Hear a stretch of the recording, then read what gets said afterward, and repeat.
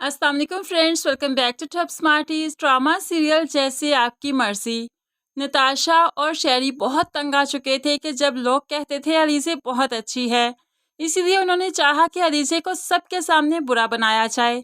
नताशा की date fixing के दिन वो अलीज़े को काम के सिलसिले में बाहर भेज देते हैं कि तुम्हारा इवेंट है, तुम्हें ज़रूर जाना चाहिए। अलीज़े भी उनकी बातों में आकर चली जाती है तो सबको बहुत गुस्सा आया, क्योंकि डेट फिक्सिंग का डे था।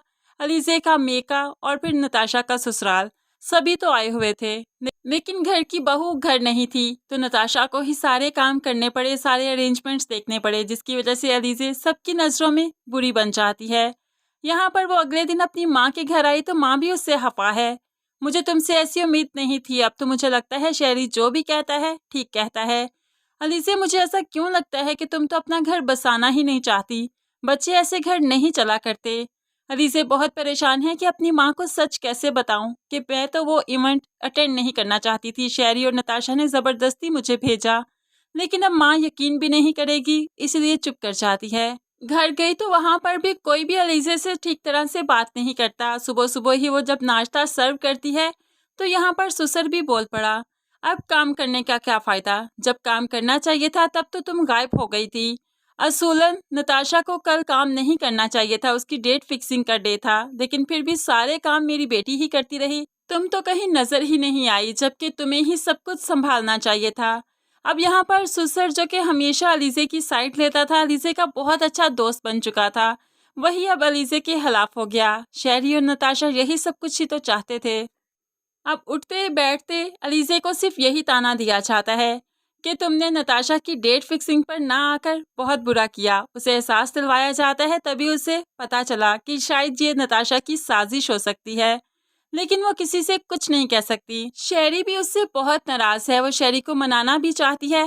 रात को जब फ्रेश होकर बेड पर आकर सोने लगी तो शेरी पूरे बेड पर फैला था, सो रहा था कि अलीज़े ने उसे जगाना भी चाहा तो वो नहीं जागा, तो अलीज़े को मजबूरन बाहर जाकर सोफे पर सोना पड़ा।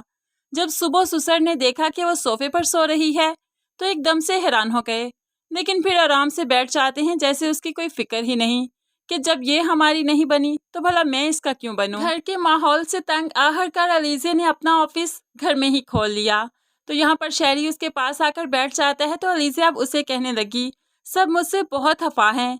उधर गई तो अम्मी खफा हैं और यहाँ पर बाबा मुझसे खफा हैं, कोई भी मुझसे बात नहीं कर रहा। मुझे लगता है कि ये नताशा की साजिश थी कि सबकी नज़रों में मुझे बुरा बनाए, जबकि मैं तो जाना भी नहीं चाहती थी। दूर से आती नताशा ने सब कुछ सुन लिया तो उसी पर भड़कने लगी, मेरी साजिश कैसे हो सकती है, तुम अपनी मर्जी की मालिक हो, अपनी मर्जी से गई थी और मैंने तुमसे कोई शिकायत की कि मेरा शगुन वाला जोड़ा खराब हो गया काम करते करते। जब मैंने शिकायत नहीं की तो भला तुम शिकायत कैसे कर सकती हो। अलीज़े जो कि पहले ही गुस्से में थी तो भड़क उठती है, और प्लीज़ मुझसे बात मत करो। तो अब नताशा को तो और गुस्सा आ गया, किस टोन में बात कर रही हो तुम मुझसे, तुम मुझसे ऐसे बात नहीं कर सकती। वो शेरी को कहने लगी, देखो अपनी बीवी को कैसे बोल रही है मेरे सामने, अपनी बीवी को अच्छे से समझा दो, मुझे इस टोन की आदत नहीं है। अब शेरी को भी गुस्सा आ गया और अलीज़े पर भड़कने लगा, तुम्हारी हिम्मत कैसे हुई मेरी बहन से ऐसे बात करने की, अभी की अभी माफ़ी मांगो तुम उससे। अलीज़े तो शेरी को देखती रही और फिर नताशा को, लेकिन फिर भी आज फिर अपना घर बसाने के लिए, बचाने के लिए शेरी के कहे के मुताबिक इसे नताशा से माफ़ी मांगनी पड़ेगी। अब शेरी बार बार ही तो अलीज़े से बदला ले रहा है, जैसे शादी से पहले उसने रमज़ा से माफ़ी मंगवाई थी, ऐसे बार बार अब वो माफ़ियाँ ही मंगवाता है ताकि उसे एहसास हो कि माफ़ी मांगने का दर्द कितना ज़्यादा है। फ्रेंड्स, क्या आपको लगता है कि शादी से पहले अलीज़े से जो कोताहियाँ हुई शेरी उसी का हिसाब चुकता कर रहा है, या वाकई ही ये कोई साइको पेशेंट है? आप इस बारे में क्या सोचते हैं, ज़रूर कमेंट्स में बताइएगा। मज़ीद वीडियोस के लिए चैनल को सब्सक्राइब करके साथ बेल नोटिफिकेशन ज़रूर प्रेस कीजिए ताकि आने वाली हर वीडियो आप बहुत आसानी से देख सकें। अल्लाह हाफिज़।